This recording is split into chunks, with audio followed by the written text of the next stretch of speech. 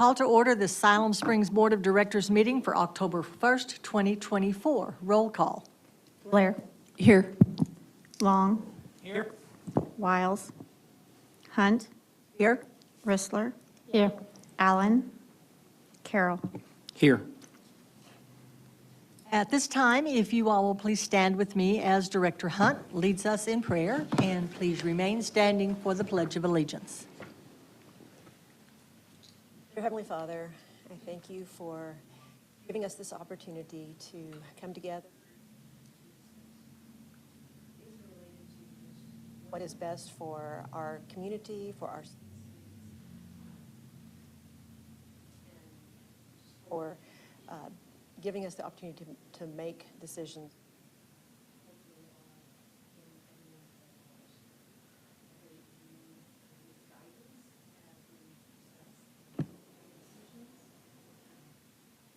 I pray that you're with all those who are a part of this election cycle, candidates to voters, and everybody the courage to really look at what the issues are, who the candidates are.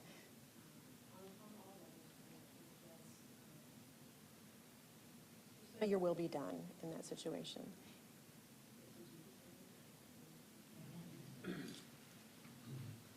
Pledge allegiance to the flag of the United States of America and to the republic for which it stands, one nation, under God, indivisible, with liberty and justice for all. Thank you. You may be seated.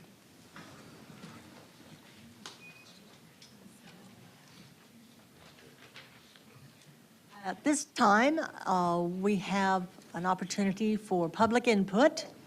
And so is there anyone here that would like to address this board on an item that is not on the regularly scheduled agenda?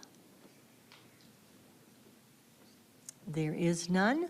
Is there anyone here that would like to address the board on any item that is on the consent agenda? There being none, we will move on. Before we move on to our presentations, I have invited a very special young lady, I believe, to come and present the speech that she won. She placed 7th nationally in the Voice of Democracy. This is a scholarship competition, and our VFW here in Siloam Springs, they actually sponsored her, and I think it's just pretty cool that we have a young lady representing from Siloam Springs that took 7th place nationally. So, and her speech was very inspiring. So I asked her if she would come and read that speech for us tonight. So if you would come, Anne-Marie, this is Anne-Marie Sherman. And if you'll just come to the podium, to the mic, and if there's anything that you would like to say about the competition, and then your speech. All right. Well, the competition, the opportunities it opened up were amazing, and I'm very grateful to the community and the VFW for being a big support as I went through the competition. So I'm going to be reading it for you this evening. I titled it Attributes of Democracy, a Balancing Act. And here we go. Democracy can prosper or fail based on the attributes of the democracy and the people in it. Should that democracy be weak, unvaried, or allow its freedoms to be restricted, then the democracy will fail. The converse of those characteristics being strong, diverse, and free, all words used to describe our democracy, the United States of America. The USA is strong because of its diversity, diverse because of its freedoms, and free because of its strength. Each attribute is important on its own, like an allele in DNA. Yet, together, these attributes make for a more secure democracy. similar to how alleles in a strand of DNA make an organism different or stronger. The USA has strength because of its diversity. It is diverse in population, geography, and resources. Called the melting pot of cultures, the USA's diverse population has varied beliefs, customs, lifestyles, interests, and ethnicities that each provide a different outlook or resolutions to issues. If one doesn't work, then another is proposed that will. Influencing these diverse peoples are an assortment of climates and geography, from deserts and mountains to plains and prairies to swamps and marshes, showcasing the adaptability of the American people to inhabit these sometimes contradictory biomes. From this multitude of geographical climates comes a multitude of natural resources: fossil fuels, timber, water, minerals, livestock, agriculture, each building upon the others for a strong economy and self-sustaining nation. With so much diversity, how could diversity not be an allele in the genetics of the United States? America is diverse because of its freedoms. Immigrants come for the freedoms afforded by the amendments: the freedom to live how they wish, and for the freedom to be educated regardless of gender, sex, skin color, ethnicity, and/or religion. The United States gives its citizens many rights that are attractive to see in a government. The amendments incorporate clauses dedicated to giving equality and justice and conducive to a free-thinking environment into the DNA of the American governing system. These rights may seem basic, but in a non-democratic government, everything is based on the beliefs or wants of the ruling body and their interpretations of laws and/or religious texts. Any attitude that contradicts or disagrees with the official statement is removed. Unlike the freedom of speech, press, and religion promised by our democracy, the United States is free because of its strength. When a domestic or foreign power tries to remove the freedoms of the people, they will rise up to protect their rights. The native peoples of the United States fought colonizers to retain their way of life. The colonizers rebelled to retain the freedoms they had gained by moving to the out-of-the-way colonies. And the citizens of the United States continue to battle to keep and protect their rights in courts of law and on foreign soil. Yet this is exclusively the strength to protect against other humans, and the American people face challenges in geography as well as socially. The hottest place on Earth is in the United States, while the USA also reaches into the Arctic Circle, one of the coldest places. The weather is unpredictable and varies throughout the nation, from hurricanes, tornadoes, blizzards, flooding, and droughts to partially cloudy, sunny, or clear. With strengths of resilience, diversity, and free thinking folded into its genetics, the United States has grown into a powerhouse on the global level. The attributes of strength, freedom, and diversity lay at the center of our democracy's makeup, like DNA at the center of an organism's makeup. Strength to protect freedom, freedom to attract diversity, and diversity to further strength.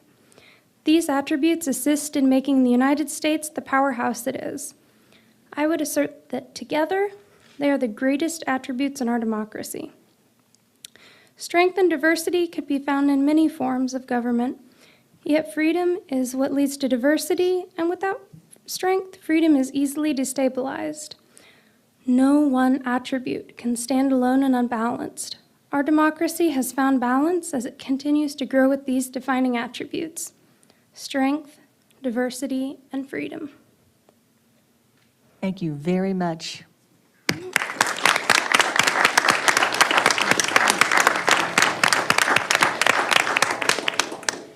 I think that is exactly what we all believe right there, that we are very blessed to live in this country, and that it's because of our diversity and our strength and our support of each other that we are proud to be called Americans. So, Anne-Marie, thank you and congratulations. Thank you for having me. Yes, ma'am. So with that, we will move into our presentations. Looks like we have the 2023 audit from Landmark CPAs. Christopher Cluck, I believe, is that correct? Okay. This evening, I would like to present Chris Cluck from Landmark CPAs, and he will cover the reports in the 2023 audit. Thank you. Appreciate the opportunity to be here this evening. From my understanding, you were presented the audit in your packet agenda, and so I won't spend a lot of detail on it, but I did want to go over a few of the audit reports that are in part of the financial statements there. First one being on page 1 there, it's our independent auditors report. This is our opinion on the financial statements as a whole. And for the year ending December 31st, 2023, we issued an unmodified opinion, which is the highest opinion that an accounting firm can provide for the city. That basically tells you that the financial statements present fairly in all material respects to the respective financial position and cash flows and change in financial position. As part of our audit, we also do various other audit procedures to make sure the city's in compliance with not only the government auditing standards, but the federal requirements as it relates to your grants and programs that you have there, and also the state laws and regulations as well. And so we have various audit reports as it relates to those. I'm happy to let you guys know that there was no deficiencies or anything that we noted during our procedures as it relates to internal controls or expenditures and things along those lines. Those reports are on page 62, 64, and 72. So, as I said, I didn't want to take a lot of your time. I did want to present the financial statements, but I would like to open it up to questions if anybody on the board had a question regarding the financial statements. Thank you, Chris. Directors, Mark? Can you tell me on the crew that comes out and how long they're here usually, and how many are in the crew when they actually do their? Typically, we have a team of 3 people that come out, and then I usually come out 1 or 2 days during the field work. Field work usually consists of about a week, and then we go back to the office and we do various procedures, draft the financial statements and things along those lines. There's usually, 3 or 4 items that we're still pending, and, the staff continue to work on and provide to us after we leave the field. But typically, the time we're here in the office is about a week in total. So during that week, are you actually put your hands in the files, or do you request from staff to have them bring you? So prior to us coming out, we provide the staff with a list of items that we would need to perform our audit procedures. And usually that occurs, anywhere from a month to 2 months before we come out here to do the work.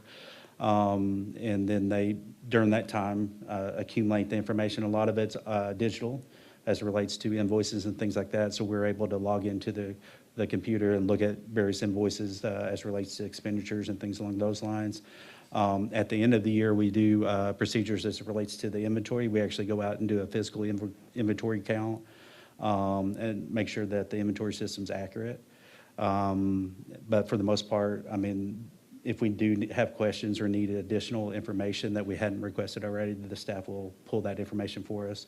And you have some wonderful staff here that are always very diligent in getting us the information that we request. And, it's always been a joy to work with them, so. Thank you. Anyone else? If not, Chris, thank you very much. Thank you. We appreciate Appreciate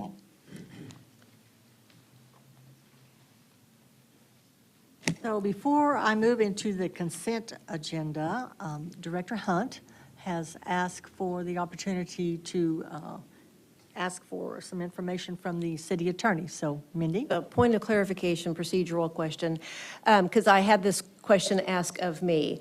Sometimes we will abstain from votes. And so what is the rule on being able to participate in discussion if we're planning to abstain? So the general rule, Madam Mayor, Jay Williams, City Attorney, the general rule is if a member of the board is abstaining due to a conflict of interest, for example, then the board member should also abstain from discussing the matter because of the weight carried by your position. If for whatever reason you feel you should abstain from the issue, the best practices are that you also abstain from discussing the issue. Yes. That leads me to a question then, because recently, because of what's been going on with my personal life, I felt like I lacked the information to make an informed decision. Was I wrong in my, I think abstaining for that may be may be different from abstaining because you believe you have a conflict of interest. okay, because I did participate in the conversation, there was a lot more layers than anticipated. Okay. And I wasn't, this question was brought to me by someone else, so I just want a clarification because I wasn't sure. But, so if it's a conflict of interest, we need to plan on, That's generally the best practice. Madam? Yes, So, Mark. Jay, if sometimes it's perception as opposed to actual financial gain, if you, I don't know, let's say your brother works for something you're going to vote for, and you have no personal gain in it whatsoever. However, for perception, you decide to abstain to avoid the public thinking you're out of line. So legally, you're not required to abstain, but you choose to for the public, perception. So you're also, in your opinion, to be silent? Madam Mayor, yes. I think there are moral reasons, and there are ethical reasons beyond monetary gain, which may cause a board member to choose to abstain. And if the board member is abstaining because of some moral, ethical, or financial gain issue, then the best practice is to also refrain from participating in the discussion. Either you abstain or you don't abstain. And I think I can't make the decision as to whether you should abstain or not as a board member. But if in your heart you say, I'm going to abstain on this because, for whatever reason, it doesn't have to be limited to because I might have a monetary interest in the matter being discussed. That answer your question? Clear as mud. Okay, very good. Madam Mayor, Yes, Betsy. I pulled up our board rules, which this one was taken directly from the state statute.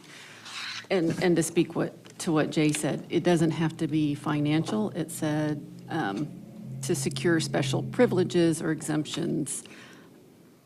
That could be any number of things that aren't financial. So just, yeah, it's not specifically directly financial, even in the state statute. If that makes it less, or a little more clear.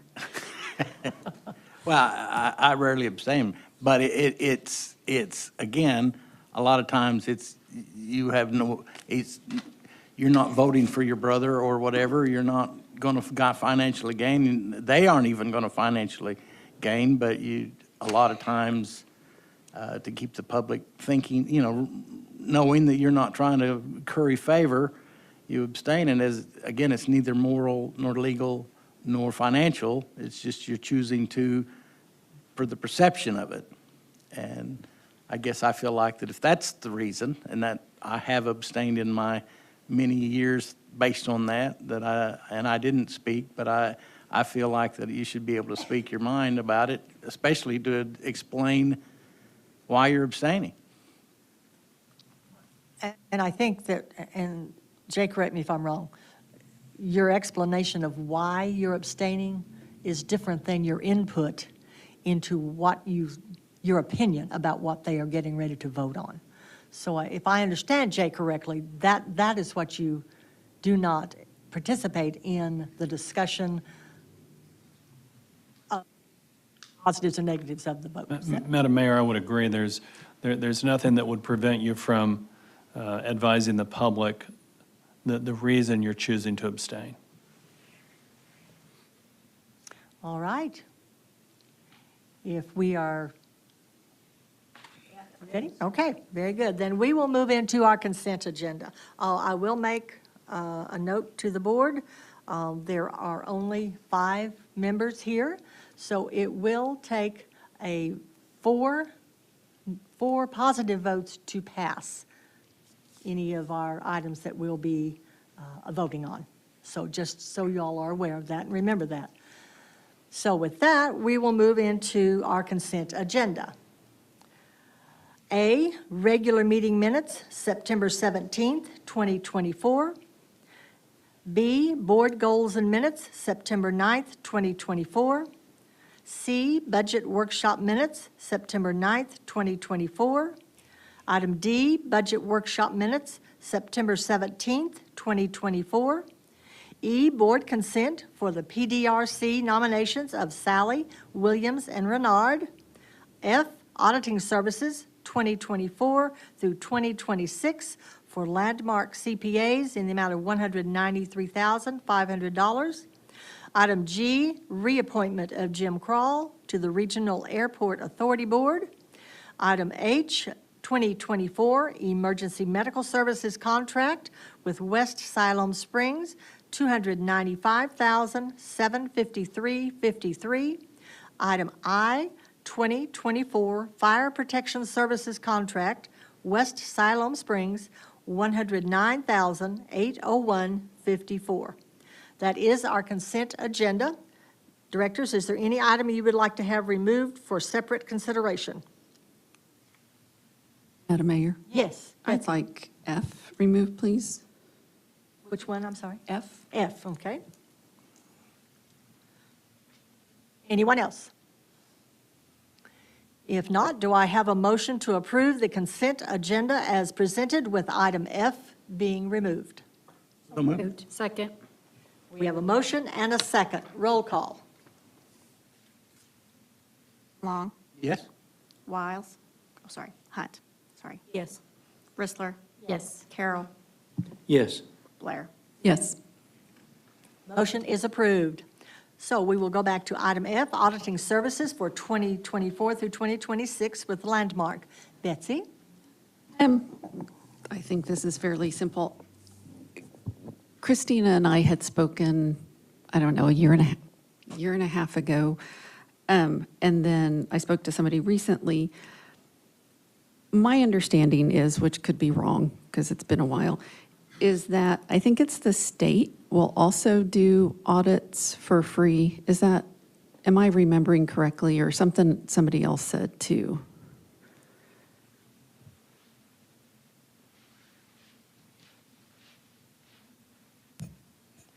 Christina Patricius, Finance Director. I'm not aware that the state does them for free for cities. Okay. Does somebody do them? Or does the state do them, but they charge, just not as much, or? I honestly, I will have to get back with you on that. My understanding is that they do audit cities, but that they have never audited this city specifically that I'm aware of. Okay. I think Jay can help you with that. I think. Okay. Oh, Madam Mayor, Jay Williams. The state has a legislative audit function that performs audits of smaller cities around the state from time to time. They are typically running a couple of years behind, and they do not, and even if the state comes in to do the audit, they don't audit the water and sewer fund. That still requires a private audit. And I'm not aware of any legislative audits that are being performed for any cities the size of Siloam Springs. Van Buren actually has the state do theirs, so I was just wondering what the difference was and why one over the other and how all that worked, so.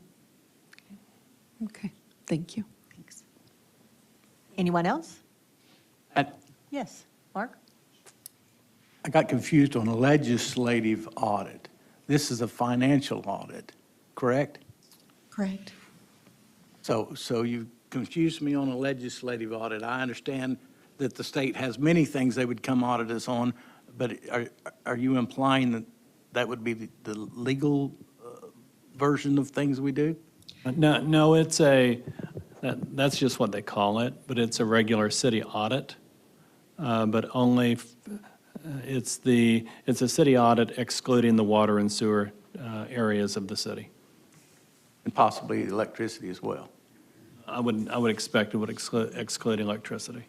I don't want to add a whole lot of hours to your work, but I would be interested in if that was an option, or what that would include and what the differences are. I'm not implying we shouldn't. As far as back as I can remember, we've hired someone to audit. I just would be interested in those details. Okay, I can look into that and get that information to you. Thank you, Christina. Anyone else? If not, then do I have a motion to approve item F, auditing services for 2024 through 2026? So moved. Second. I have a motion and a second. Roll call. Hunt. Yes. Rissler. Yes. Carroll. Yes. Blair. Yes. Long. Yes? Motion is approved. Next are regularly scheduled items. Resolution 44-24, Significant Development Permit, 3948 Highway 412 East, Revised O'Reilly Auto Parts. Chris? I can get the next slide.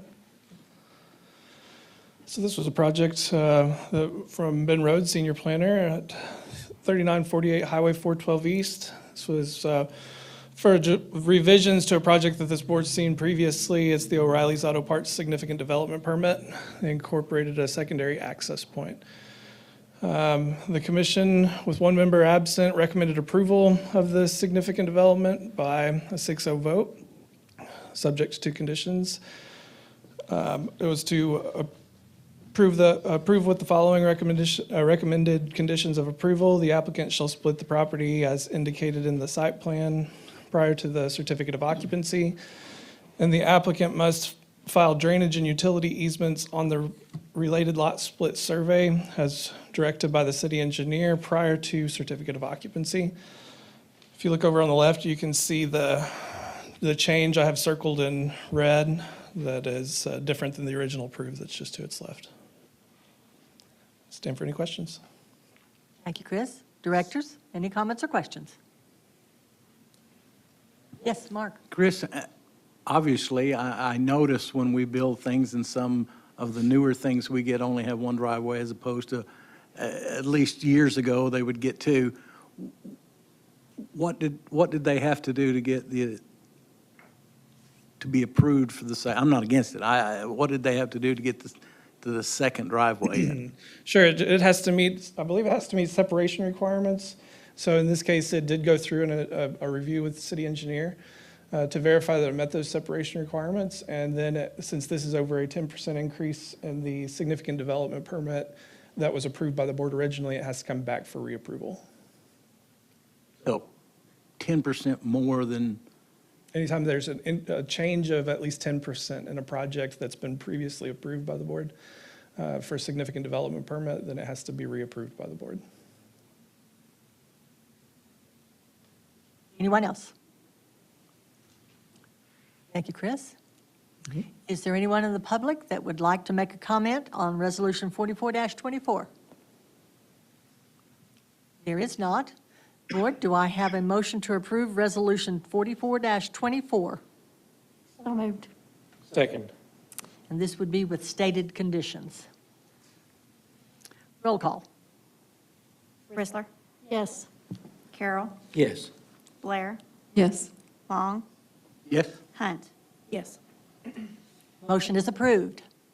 Next is Resolution 45-24, Special Use Development Permit, 300 block of North Simon Sager Avenue, Tillman Communications Tower. Chris? Thank you, Mayor. This is another one of Ben's projects.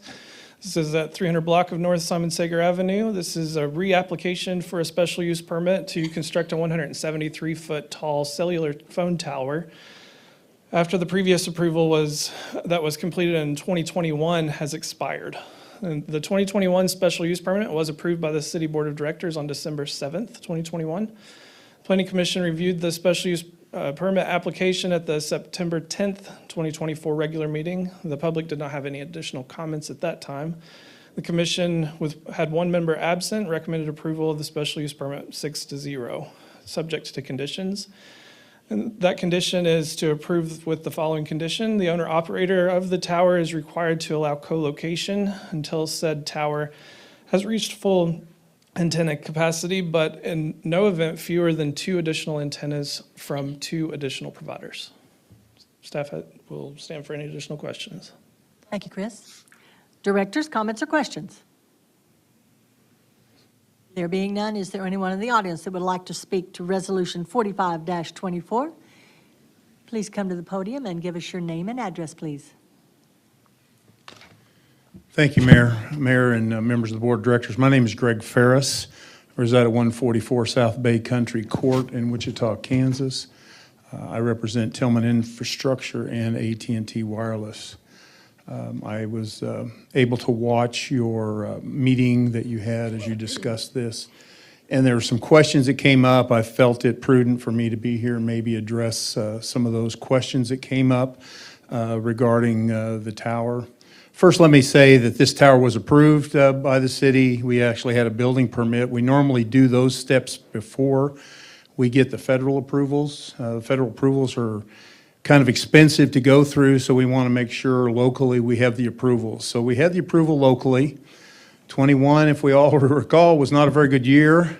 Federal government got way behind, did not get our permits done until earlier this year, and we had to start the process over. So we haven't changed anything from the building permit that was actually issued by the city. So I think that that's an important, but you should know why we didn't build it. We just couldn't build it until we have all the federal permissions, and we weren't able to get those because of COVID. One of the questions that came up was why this particular location, I believe. I don't remember. I apologize. I watched the video, but I don't recall who had asked that question. So if you have more questions, feel free to fire them at me. It's a really intricate process that the RF engineer goes through to determine where to locate a communication tower. They do it based on where people are using their system, where they anticipate future use. And in this case, because there is a lot of commercial development being done in that area, and because of the Highway 412, this was the area in which the RF engineers tasked the site people to find a location. They were able to find a location. This particular location is in a vacant area that is commercial.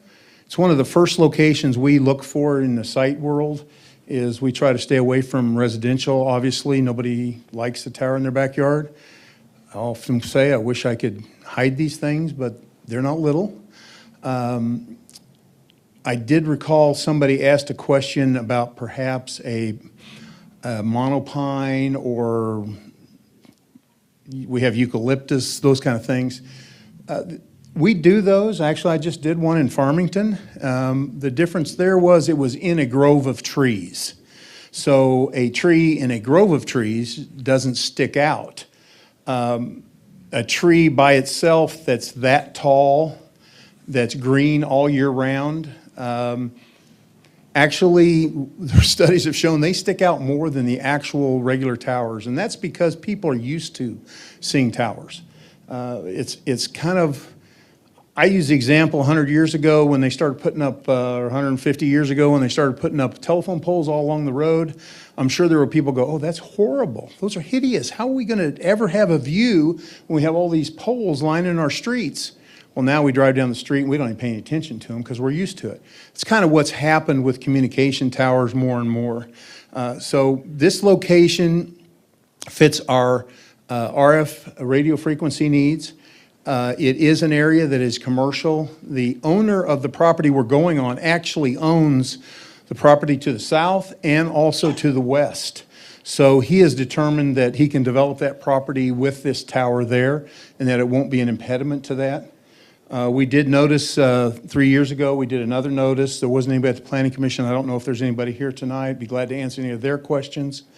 So the reason this location was selected was, one, it is commercial. We try to find commercial areas. Two, it fits the RF requirements that we have. And 3, the landowner owned a lot of the property around it, so it made it so it didn't impact as many people as it normally would. So that's another component. I think one gentleman, might have been you, Board Member Carroll, I can't recall, asked about the radio frequency zapping the pizzas. Somebody brought that up. Your attorney may or may not agree with me on this. The FCC has said that local governments cannot consider radio frequency in their discussions. However, let's be honest, if it's in your mind, it's in your mind. So I always address that if it's a question. And so I wanted to address that. A lot of misinformation about radio frequency coming off of a 5G tower.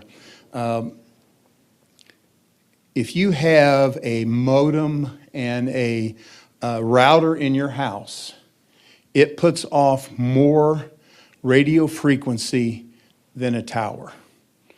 It's in your house.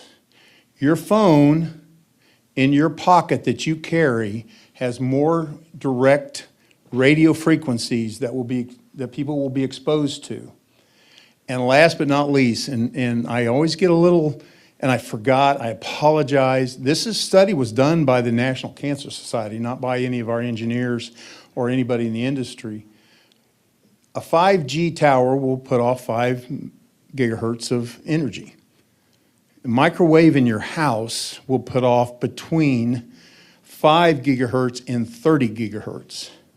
So if they have a microwave in that pizza place, it's probably a more commercial, it will actually put off more radio frequency than our tower will, that people will be exposed to. And also remember that this tower will be 160 feet in the air where our antennas are.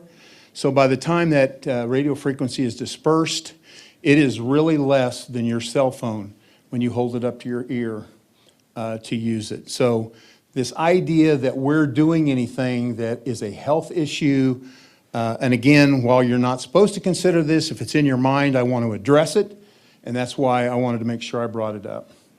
I believe those were the questions I heard. If I missed any, I'd be glad to address any of those. I spent 12 years on the Wichita City Council, so I know that you have questions and information. You want to make good decisions.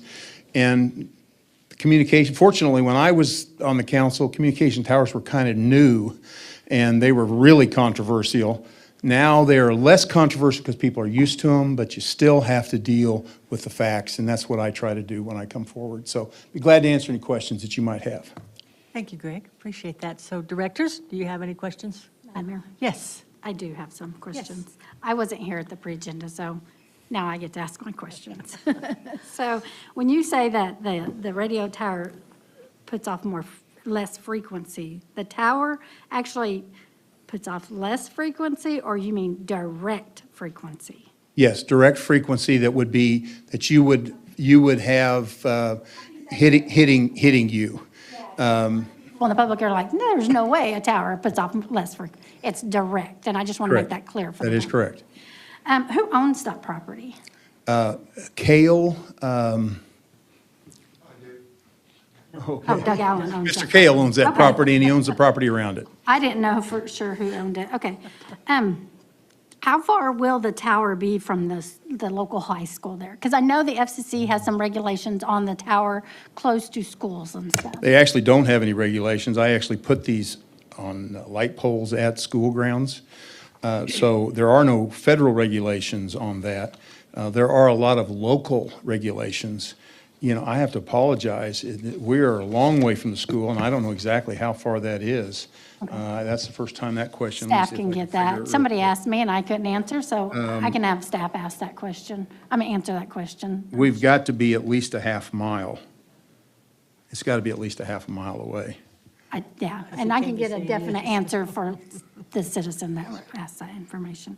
So I have to ask, and so it's public, will you be certifying that this tower will comply with the federal regulations for RF emissions? Yes, So that's ma'am. with the FCC, and you, Yes, ma'am, and if we don't, AT&T would lose their license to operate in Siloam Springs. Those licenses are very expensive and they're very valuable. They take great pains to make sure that they comply with all federal standards. And that's one of the reasons why we're coming back, is because you have to go through a very exhaustive process with the FCC and also with the state regulatory. I don't believe the state was the issue in this case, but it was the FCC that was so far behind. We have to go through a very detailed, complete application, and if we violate that, they can pull the license for Siloam Springs, which AT&T would never jeopardize. And my last question, this is one of those questions that people hate me for and they love me for, so take it how you want it. What is the federal regulation code number that regulates the RF Oh, my frequencies? goodness. I don't believe I have that. I apologize. It's not a single one. There is actually a couple of them, but I didn't bring it with me, and I'll be honest, I don't memorize it. So be happy to get that for you.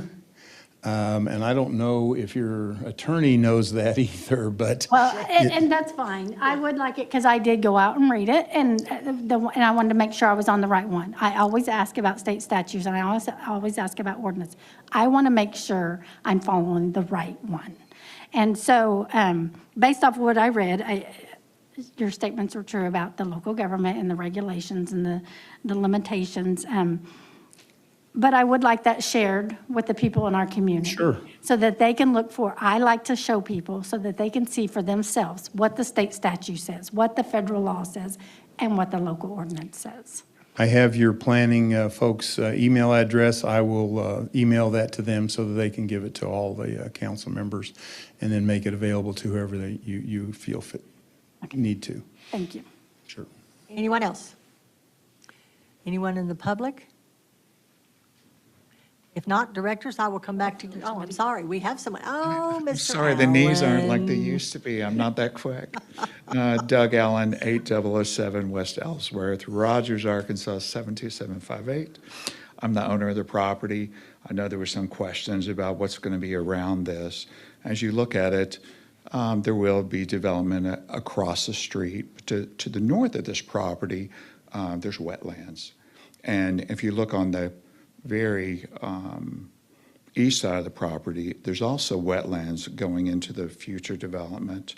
And then if you look on your packet, you'll see the property line doesn't come all the way up to the lease space that the cell company is doing. So we have a big gap there where there's nothing.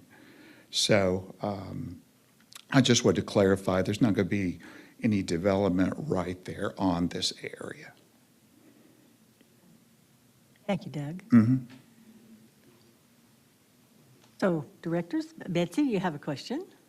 So you're never going to develop that area. It's going to stay fields forever. I wouldn't say it's going to stay fields forever, but if you've gone out there, it's pretty wet. It's not developable where this tower is going. There's nothing you can do right there. You can't do anything there because the bridge and the waterway right there, all right there. So there's a big area there that you can't develop. Okay. I guess my biggest issue with it is it's very close to 412, which is the entrance to our city. I don't know, there are a lot of cities that limit even how high signs can be, much less a tower this big. Yeah, I'm not wild about the location, so close to 412 and the entrance to our city. Well, I didn't pick the location. In fact, it was the third choice when I started this many years ago. Today, the companies don't go out in the middle of a field like they used to. The land is too valuable. A farmer's not going to go and say, I'll let you have a cell tower in the middle of my field because somebody else will come along a year or two later and buy it for development. So the farmer doesn't want to risk that. The farmer also doesn't want that they'll have a guy out there to go and do repairs while cattle is everywhere. So the days gone by many years ago where you would see one out in the middle of the field. Does it happen too much? Siloam hasn't had a cell tower since 2008. There's a huge hole in the service right there. If you've ever been in the area, your reception's not very good. Siloam Springs is a fast-growing community, not only with homes, but with development, retail, et cetera. And so this is needed in your community. Thank you, Doug. Yes, certainly. And I didn't bring it up, and I'm glad he did. The reason we didn't go any further north is because it is floodway and floodplain, and we don't build these in floodplains and floodplains. The FCC kind of frowns on that, and we've had some issues in the past. We have one in Fort Smith where we're actually having to move it because it was in the floodplain and it's had some flooding issues. So that's the reason why it doesn't go any further north. Once you get much further north, you get kind of out of the search area. I know this is your entrance, but this is set back quite a ways, and there will be buildings that will eventually be built between the tower and the N412. We're probably a quarter mile back from 412 because we're 400 feet to the actual lot line, and there are 2 other lots till you get to 412. So I don't believe that we are really encroaching on 412. We've pushed it back as far north as we can. I think that's a consideration. And we don't put these anywhere we don't need them. This will cost AT&T somewhere in the neighborhood of $350,000 in radio equipment.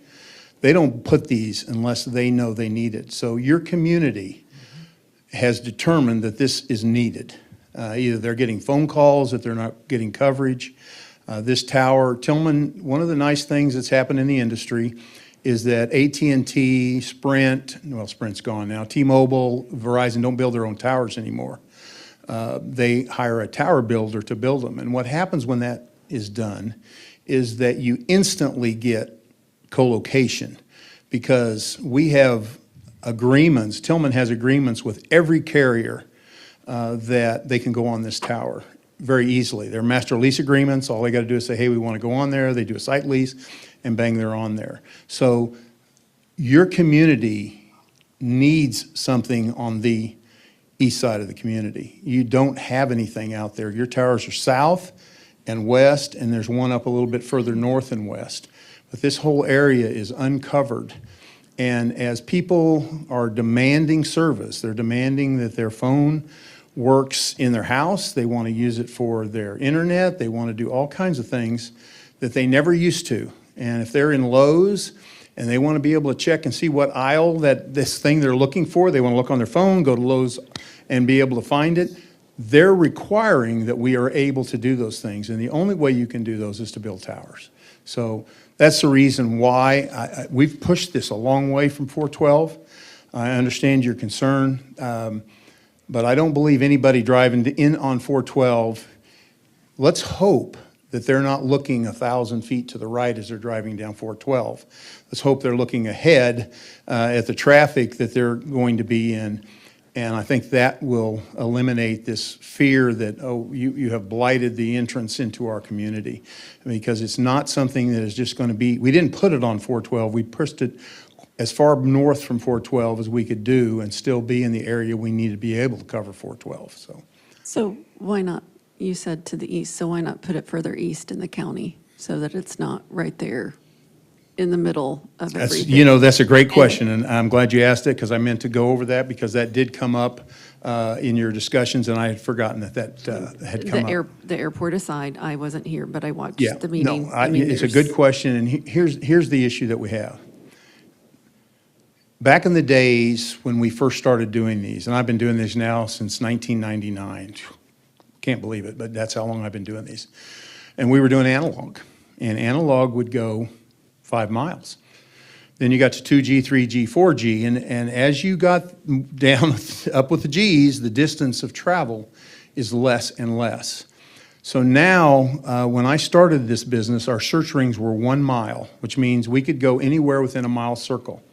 Our search rings now are 250 to 500 feet, which means those are the areas for them to be able to have 5G coverage. In those areas, our search rings are down. So if you go any further to the east, you're well out of the ability to have in-building coverage in Lowe's and Walmart and in those areas, because you're too far now east in the county. So the goal is to provide service to the citizens of Siloam Springs. You don't put a tower more than a half a mile away and be able to cover Siloam Springs. If you go a mile away, you've now eliminated a half mile to three-quarters mile of coverage. So that's why we don't go further east into the county, because we are actually trying to provide service to the citizens of Siloam Springs. Madam Mayor, did anybody else have? Okay. I struggle with this. I know we have new members every 2 years. I struggle with our board making a decision, and then even if we have new members, changing that decision later. I wonder if it might be helpful, especially since you have some questions that you would like answered, to be able to have more information if we table this until our next meeting. So I would like to move that we table. What questions other than the number do you have? I think she had some questions about, She just had the FCC number, regulation number. Was there any other question I didn't? I thought there were answer? some school regulations. I worked for the city of Fayetteville, and I worked in the IT department, and we put some towers. And I thought there were some school regulations, and it could have changed. I've been out of the field Yeah, for. there are no, I can promise you there are no regulations, because we actually, the one in Farmington is less than 600 feet from the high school. One in Wichita is. The same size, Pardon me? same size. It's actually, And I 5G? think it's 10 feet less. It's 155 feet, and I think there's 160 feet, so. And it's 5G. It is 5G, yes. I just did it, yeah. It's just got, it was also a redo because we had the same issue with that one. Did them at the same time. In Wichita, I actually was contracted by the school district to get carriers to build towers, because they had a bunch of towers, the school district did. I was contracted by the school district attorney to find carriers to go on their towers. And we've done 3 of those that are literally up against the schools. So I know there are no federal regulations against going on schools. I'm 100% confident of that. Okay, but there seems to be a fear of tabling it. Is there a reason? No, I don't have a fear. If I just want to make sure that you have all your questions answered. If I hadn't answered a question, I wanted to make sure that got answered. Yeah, it doesn't, I mean, I just like to be able to answer my citizens. Sure, I When the understand. citizens call, Absolutely. it's very important to me, but I'm ready to vote tonight, and I do feel strongly that if we've approved this before, that it's the right thing to approve it again. I appreciate, I'm okay to vote. I appreciate you Are you- asking, yeah. Okay, I'll withdraw my motion. Thank you, Mindy, for And that. again, I if you have any appreciate that. any questions that didn't get answered, I have been doing this for more than a day or two, unfortunately.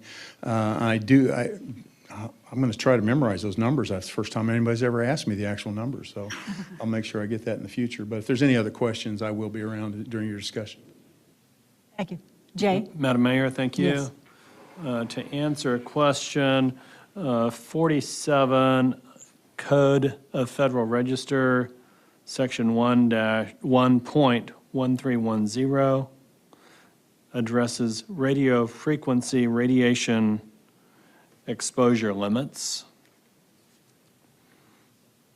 Secondly, Mr. Ferris did correctly state this interesting Telecommunications Act federal law from 1996, which said, well, when cities consider cell towers, they can't contemplate whether they might be unhealthy. It's an interesting rule. So I know none of you are thinking about that. And And finally, there's been a sense over the years, yeah, we need a cell tower, we need it now, but we don't want it in my backyard. The NIMBY rule, not in my backyard.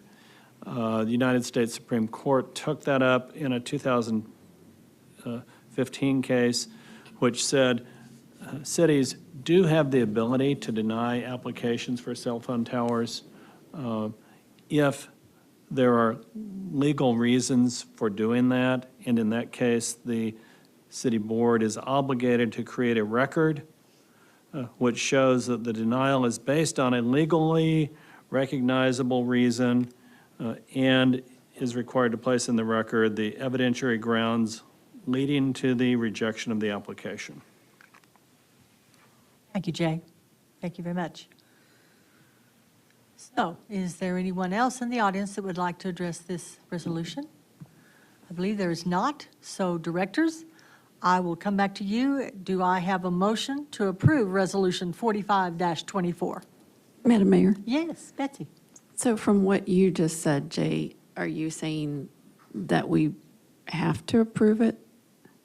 I'm saying if the board chooses not to approve it, the board is required to state what the legal reasons are for the denial, and they have to be justified as a matter of federal law in the denial. Okay. And that's a matter of federal exemption. There are some federal laws that require that. Lisa? Those are the laws that I found, and I did read extensively on this. And it basically says that local government cannot deny a request based off of, especially based off of health reasons. And so I just wanted to make sure I was telling the citizens the right law, because you know how important that is to me, that we do not violate people's rights. And even if I don't agree, even if I don't like it, I am very big on making sure I follow the law to a T, so. Thank you. Betsy? And obviously, I don't like it. And as you said, no one likes a tower in their backyard. So the land's wetland and all that, I thought all of that area was up for sale. Is it not up for sale?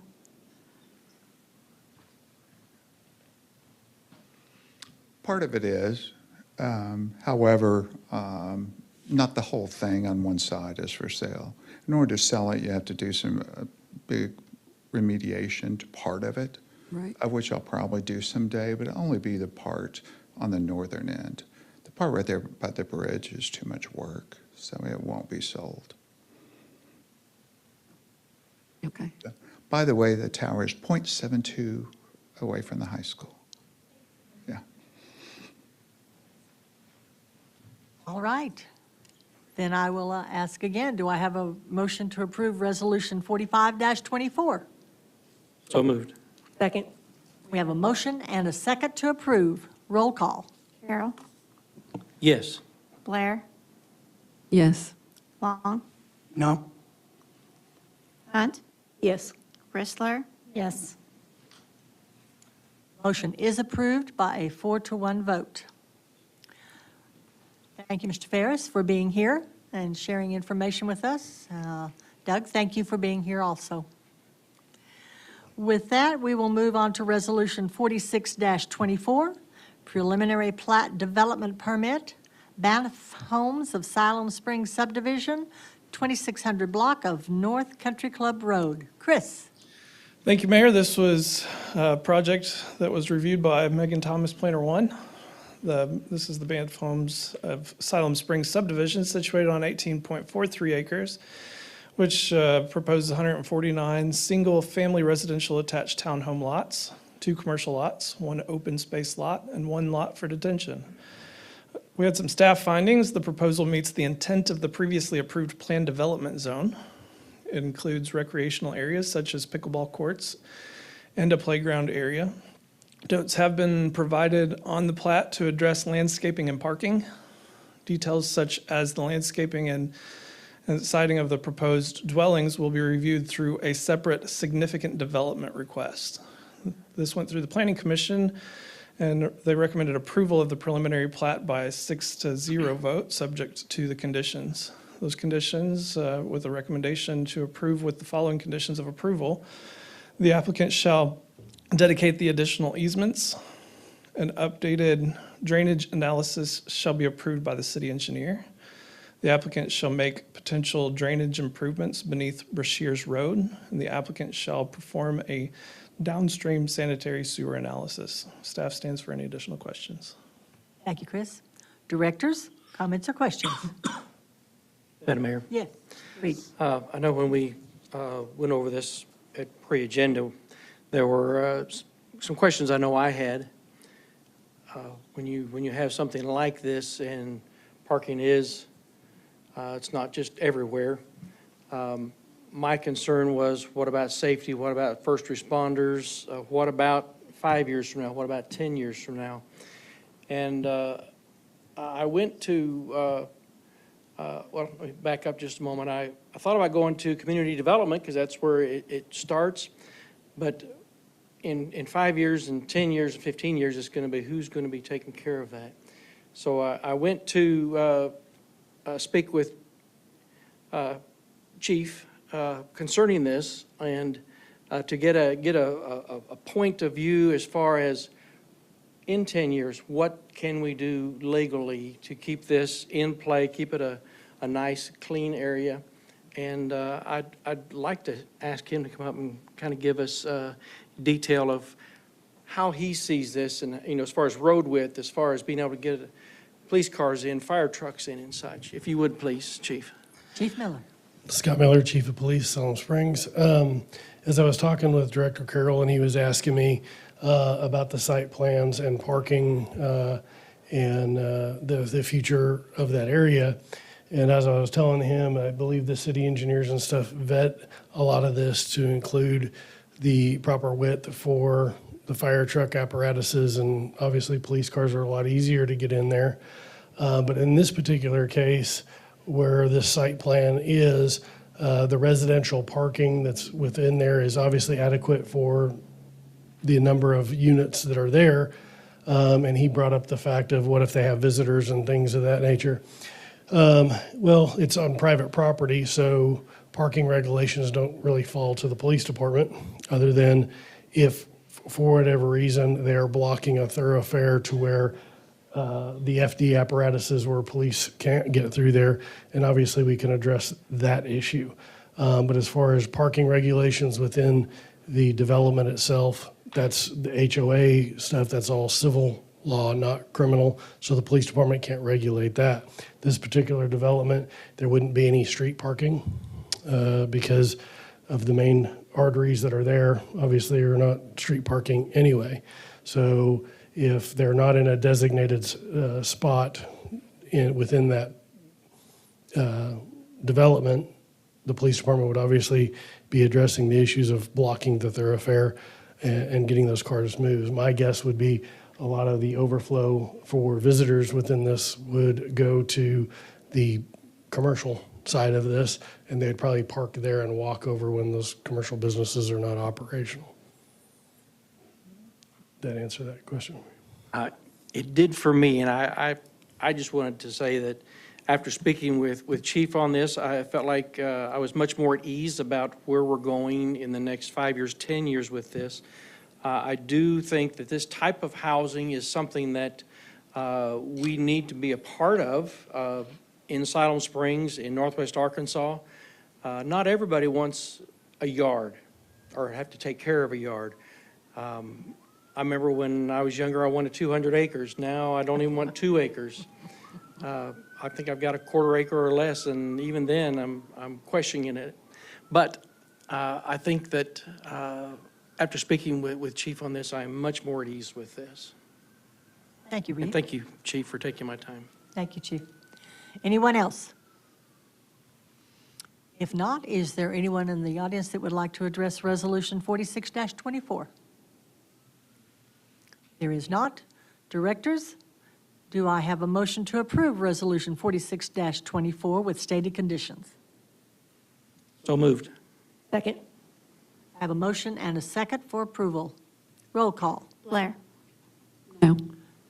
Long. No? Hunt. Yes. Rissler. Yes. Carroll. Yes. Motion fails due to lack of a majority. It's a 3-2 vote. So with that, we will move into our staff reports. August financials and administrators report. Thank you, Madam Mayor. I have no expenditures to report this meeting. A few announcements. There will be an annexation open house at Siloam Springs Public Library this Thursday from 4 to 6 p.m. Representatives from various city departments will be present to answer any questions about annexation for the November 5th ballot. We want to make sure everyone's gets all the information they need. The first annual equipment rodeo is scheduled for Sunday, October 19th. And we'll put out some more information on that. That's the one I told the board about, where different recycling and waste management companies will be coming in and competing. Fall cleanup will be October 21st through 25th this year. And then the third annual Hispanic Heritage Festival was a success with approximately 3,000 participants. Just hats off to staff and the volunteers. They did just a great job. I appreciate them. Permits for road boards have been slightly delayed. One of the issues that we have found that I was when meeting with Jay, just with Brightspeed, a lot of the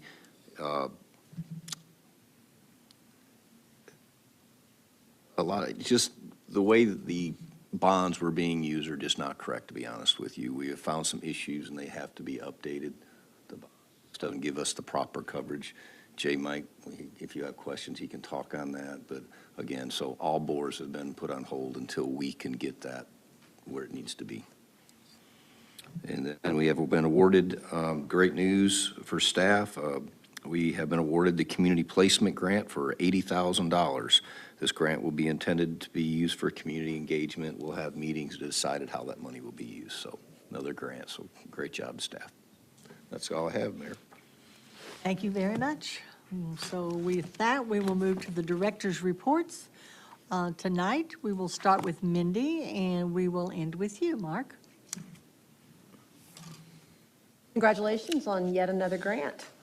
I think our grant writer's doing a pretty amazing job.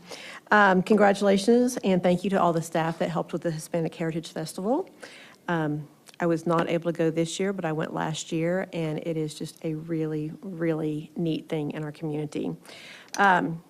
Thank you to city staff who helped with the homecoming parade last week. Looked like people were enjoying that. And just an announcement that JBU's homecoming is this weekend, and there will be a dedication of the cathedral on Friday, I believe. I think Director Carroll had said that at some point. So, yep. Thank you, Mindy. Cathedral renovations. Betsy? Just one thing. The Adult Development Center is going to have an open house on Friday, October 25th, from 4:30 to 6 p.m. They'll have free food, hamburgers and hot dogs. It's at 500 North Country Club.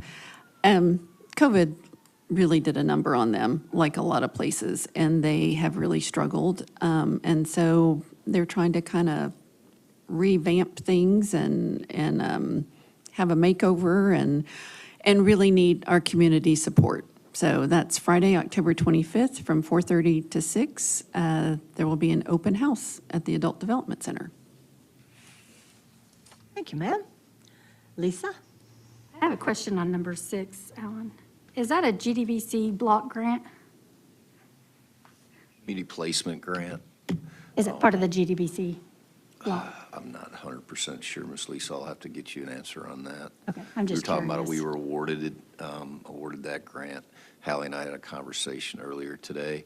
They're going to come in and probably meet with our Park and Recs Committee to see how that money could be used correctly. So there'll be a lot Okay, more that's what they're going to use information it coming for. It probably isn't, but I would like to know if it is. I just have one thing. I got a call, I was telling Judy before the meeting, I've gotten lots of calls about Lake Francis, and I feel so bad for the citizens in that area. But I got one in particular on Friday night about citizens are removing the barriers and driving around the barriers, jumping the curb, and driving through people's yards. These people have been through enough. If we could please be considerate of these people. They've been patient, they have went through a lot. And so if we could not remove the barriers, not jump the curbs, and definitely not drive into people's yards, that would be great. Like I said, these citizens have been through a lot, and hopefully, are they laying asphalt tomorrow? I could put it this way, directors, that I am not pleased with what's happening at Lake Francis. Kevin, I, and Chris are working on that constantly. We have taken some steps today to try to alleviate that, and we're waiting for the owner of the company to call us back. Again, we're told 4 weeks, 3 weeks, 2 weeks, and so, Yeah, again, and- I feel, I understand, and we're Yeah. trying to do everything we can to bring this project in. Kevin, I don't know how much more we can really go into. Kevin Moore, city engineer. I don't know that we would share much more at this time, other than we're exercising what we can do through the contract. Okay. Well, as a director, I can say, for those citizens, I'm frustrated.